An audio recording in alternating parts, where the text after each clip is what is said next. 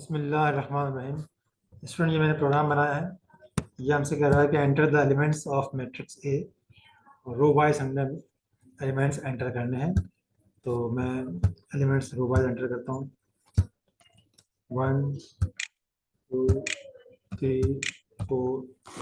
ये अब second row शुरू हो गई। 4 5 6। अब थर्ड रो शुरू हो गई। 7 8 9। ठीक है। तो पहली रो में 1 2 3, सेकंड में 4 5 6 और थर्ड रो में 7 8 9। ये रो वाइज मैंने मैट्रिक्स ए के जो 3 by 3 की मैट्रिक्स है उसके सारे एलिमेंट्स मैंने एंटर कर दिए हैं। अब ये प्रोग्राम क्या कर रहा है, पहले तो मैट्रिक्स ए को प्रिंट कर रहा है 1 2 3 4 5 6 7 8 9। उसके बाद the transpose of matrix A print हो रही है। और आप ट्रांसपोज में जानते हैं कि रोज कॉलम बन जाती हैं, कॉलम रोज बन जाते हैं। तो ये 1 4 7 रो बन गई है। 2 5 8 एक रो बन गई है और 3 6 9 एक और रो बन गई है। ठीक है। अब ये प्रोग्राम ये काम किस तरह कर रहा है, जरा प्रोग्राम को भी आप लोग देख लें। प्रोग्राम के अंदर जे और के तो लूप चलाने के लिए है। ए जो ओरिजिनल मैट्रिक्स है 3 by 3 की, और बी वो मैट्रिक्स है जिसके अंदर मैं ट्रांसपोज मालूम कर रहा हूँ। पहले तो हमने जो है जस्ट यूजर से इनपुट लिए, सी इन करवाया है। और ये loop, outer loop inner loop की कॉम्बिनेशन से हमने ये 9 के 9 एलिमेंट्स 3 by 3 मैट्रिक्स के वो सी इन कर लिए हैं। और ये तरीका हमने पिछले प्रोग्राम्स में देख लिया है, इसलिए इसको दोबारा दोहराने की जरूरत नहीं है। अगर आपको समझना हो तो ये जो मैट्रिक्स के जो हमने लास्ट प्रोग्राम मैंने शेयर किए थे ग्रुप पे, उन प्रोग्राम्स को आप देख ले, वहाँ पे इसकी पूरी डिटेल मौजूद है। अच्छा, अब आते हैं यहाँ वो जगह जहाँ पर हम ट्रांसपोज कैलकुलेट कर रहे हैं। वही लूप है J0 से 3 तक, K0 से 3 तक 3 by 3 की मैट्रिक्स है। और हम यहाँ करके आ रहे हैं कि B of J of K में A of K of J आ रहा है। यानी यहाँ J के रो नंबर पहले है और कॉलम नंबर बाद में है, जबकि यहाँ पे हमने ए में कॉलम नंबर पहले और रो नंबर बाद में लिखा है। ठीक है। इस तरीके से हम ए की वैल्यूज बारी बारी बी को असाइन कर रहे हैं। ये बी वो मैट्रिक्स है जिसमें हम ट्रांसपोज कैलकुलेट कर रहे हैं। और उसके बाद फिर हम पहले मैट्रिक्स ए को प्रिंट करवा रहे हैं उसी तरीके से जो हमने पिछले लेक्चर के प्रोग्राम में मैंने ग्रुप में शेयर किया था कि हमने हर रो के बाद लाइन चेंज की है, हर एलिमेंट के बीच में टैब इस्तेमाल किया है। तो ये मैट्रिक्स ए को मैंने प्रिंट करवाया है। आप देख सकते हैं कि सी आउट में मैट्रिक्स ए प्रिंट हो रही है। और उसके बाद फिर मैंने इसी चीज़ को दोबारा से रिवाइज किया है ट्रांसपोज मैट्रिक्स को प्रिंट करने के लिए, जो कि मैट्रिक्स बी है। यहाँ मैंने बी को सी आउट करवाया। तरीका वही है कि आउटर लूप में हमने लाइन चेंज की है, इनर लूप में हम हर एलिमेंट को प्रिंट कर रहे हैं और उनके बीच में बैक स्लैश टी का गैप दे रहे हैं। अगर इन आउटपुट के तरीकों को आपने मजीद समझना हो तो आप पिछले लेक्चर की वीडियो को देख लें। अभी मैं इस प्रोग्राम को जस्ट इस लूप को समझाने के लिए, जहाँ पे मैं ट्रांसपोज की कैलकुलेशन कर रहा हूँ, इस प्रोग्राम को मैं डीबग करके आपको समझाऊंगा। ये मैं डीबग स्टार्ट करता हूँ। डीबग स्टार्ट हो चुका है। अब ये मुझसे वैल्यूज मांग रहा है, तो मैं इसको वैल्यूज देता हूँ 10 20 30 फर्स्ट रो हो गई, 40 50 60 सेकेंड रो हो गई, 70 80 90 थर्ड रो। ठीक है।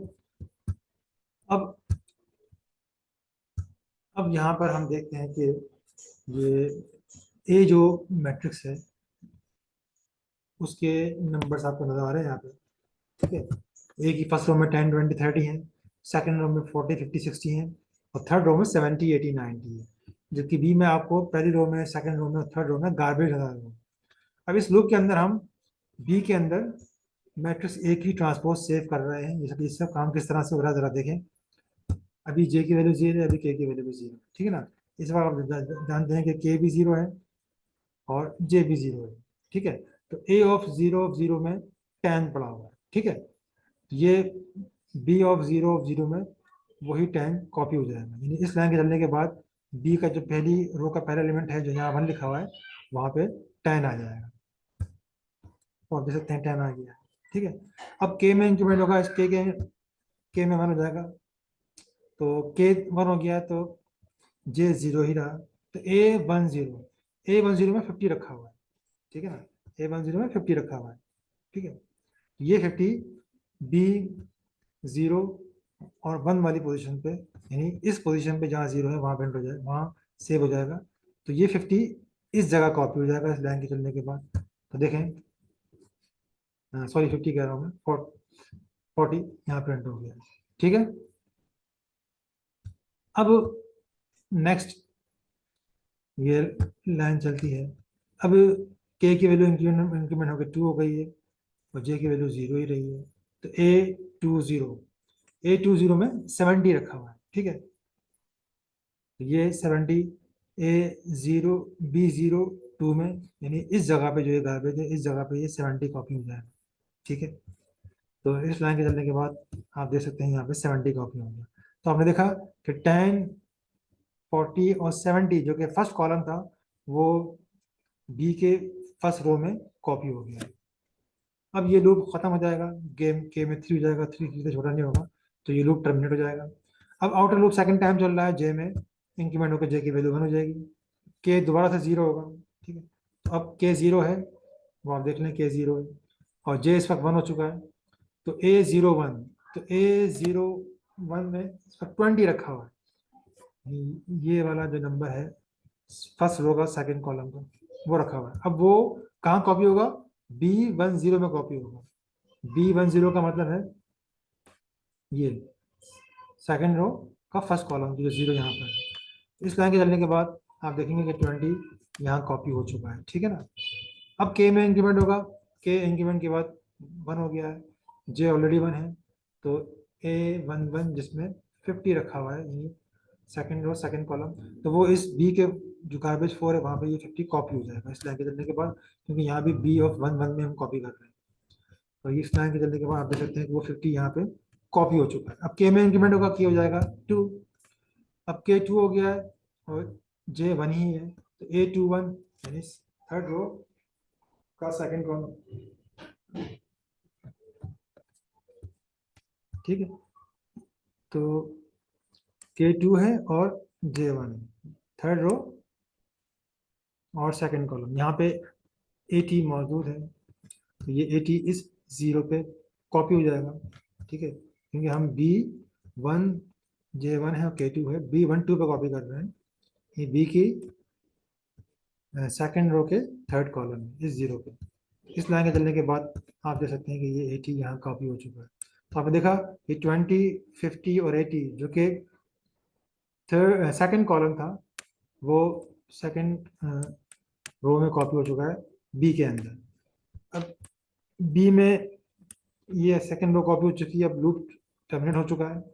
देखें के में इंक्रीमेंट होगा, के लूप टर्मिनेट हो गया है। अब आउटर लूप चल रहा है थर्ड टाइम, जे की वैल्यू इस वक्त 2 हो चुकी है, इनर लूप फिर के 0 से स्टार्ट होगा, तो के 0 और जे इस वक्त 2 है। तो इसका मतलब ये है कि हम फर्स्ट रो के थर्ड कॉलम यानी 30 को एक्सेस कर रहे हैं, इसकी वैल्यू 30 है। अब ये 30 कहाँ कॉपी होगा? J2 है और K0 है, यानी जो B का थर्ड रो है उसके फर्स्ट कॉलम में, यानी जहाँ 23 लिखा हुआ है इस जगह पे ये 30 कॉपी हो जाएगा। तो इस लाइन के चलने के बाद आपने देखा ये 30 कॉपी हो चुका है, ये 30 यहाँ कॉपी हो चुका है, ठीक है। अब K में इंक्रीमेंट हो जाएगा, K इंक्रीमेंट के बाद 1 हो जाएगा, तो A12 जिसका मतलब है कि second row third column, second row का थर्ड कॉलम पे 60 रखा हुआ है, तो ये 60 इस जगह कॉपी करना है, तो आप देख लें ये बिल्कुल सेट हुआ हुआ है। B2 ऑफ 1 यानी थर्ड रो और फर्स्ट कॉलम सेकंड कॉलम, ठीक है, जहाँ पे इस पर 0 है उस 0 पे ये 60 कॉपी हो जाएगा। तो आप देख लें 60 कॉपी हो चुका है। अब के में इंक्रीमेंट होगा, के इंक्रीमेंट के बाद K2 हो जाएगा, A2 जे तो 2 था ही, A2 यानी थर्ड रो थर्ड कॉलम और 90 रखा हुआ है, अब वो 90 यहाँ पे इस जगह कॉपी हो जाएगा, ये भी J2 है के भी 2 है, तो ये 90 इस जगह कॉपी हो जाएगा।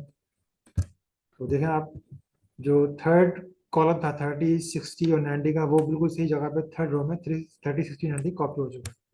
अब के में इंक्रीमेंट होगा, के 3 हो जाएगा, जिसकी वजह से ये लूप टर्मिनेट हो जाएगा।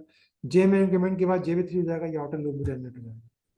तो आपने देखा कि किस तरीके से हमने सिंपली क्या काम किया है, यहाँ जे के लिखा है वहाँ के जे लिखा हुआ है, यानी पहले यहाँ रो कॉलम वहाँ कॉलम रो लिखा हुआ है, ठीक है। तो इस तरीके से हमने ट्रांसपोज कर लिया है और बी में सेव किया है।